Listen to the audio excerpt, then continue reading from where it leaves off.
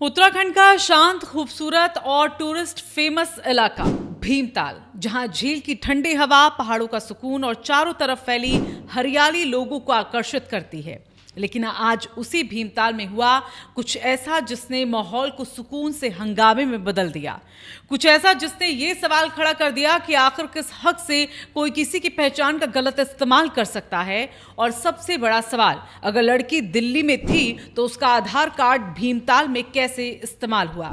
आज की कहानी एक लड़की के आधार कार्ड, एक लड़के की संदिग्ध हरकत और होटल में हुई कमरा बुकिंग के खेल की है, जिसने पूरे भीमताल के माहौल को गर्म कर दिया।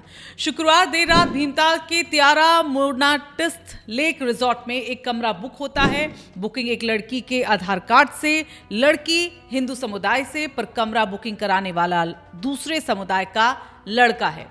जैसे ही बात इलाके में फैलती है, स्थानीय लोग और हिंदू संगठन के कार्यकर्ता मौके पर पहुंच जाते हैं और फिर शांत भीमताल अचानक हंगामे में बदल जाता है। लेकिन असली मोड़ तो आगे है। जब पीड़ित पिता प्रकाश चंद्र जोशी रहने वाले रानीखेत के अपनी बेटी से संपर्क करते हैं तो बेटी कहती है, पापा मैं दिल्ली में हूँ, लाजपत नगर वाले अपने कमरे में। अब यहीं से शुरू होता है सवालों का तूफान। अगर लड़की दिल्ली में है तो उसका आधार कार्ड भीमताल में किसने और कैसे इस्तेमाल किया? उसका क्या मकसद था? क्या मामला सिर्फ होटल बुकिंग का है या इसके पीछे कोई और कहानी छिपी हुई है? भीमताल थाना प्रभारी संजीत राठौड़ इस पूरे मामले की जानकारी देते हैं और अब तस्वीर साफ होती है। आरोपी है महफूज अहमद पुत्र मकसूद अहमद, रहने वाला वगवारा मंडी समिति, किच्छा रोड, उधम सिंह नगर। पुलिस के मुताबिक महफूज ने लड़की का आधार कार्ड लेकर रिजॉर्ट में कमरा बुक कराया। ये सिर्फ गलत नहीं बल्कि कानूनन गंभीर अपराध है। पुलिस ने इस मामले में 2 धाराओं के तहत मुकदमा दर्ज किया है। बता दें कि भारतीय न्याय संहिता धारा 319 क्लॉज 2 के तहत पहचान का गलत उपयोग धोखाधड़ी और भ्रामक प्रस्तुतिकरण है।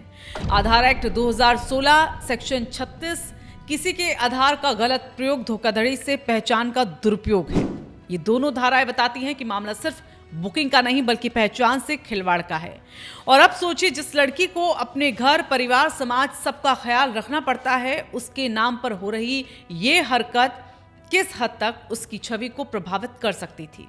पीड़ित के पिता ने साफ कहा, मेरी बेटी दिल्ली में थी लेकिन उसका नाम, उसकी पहचान भीमताल में इस्तेमाल कर बदनामी फैलाई जा रही है। यहीं से शुरू होता है वो दर्द, वो गुस्सा, वो डर जो किसी भी पिता के मन में उठ सकता है।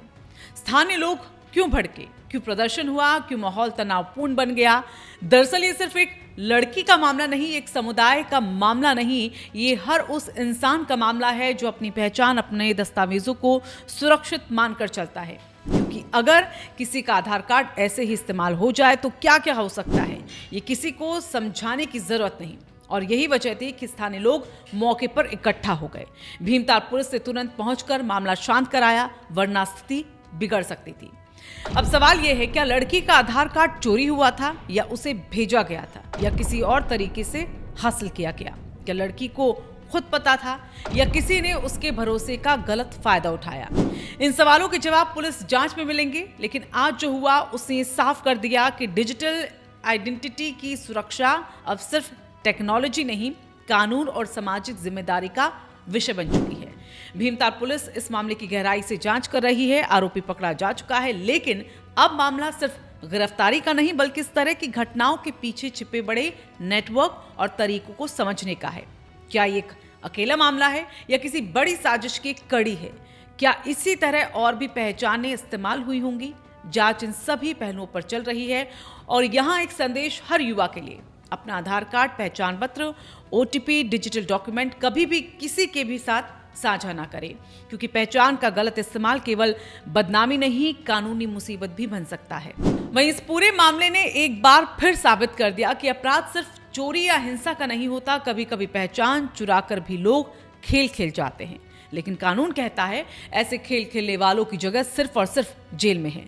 अगर आपको सच, तथ्य और हर अपडेट सबसे पहले चाहिए तो इस वीडियो को लाइक करें, दूसरों तक जागरूकता पहुंचाने के लिए इसे शेयर करें और इस मामले पर अपनी राय कमेंट में जरूर लिखें और सब्सक्राइब करें ताकि हर बड़ी खबर आप तक सबसे पहले पहुंच पाए।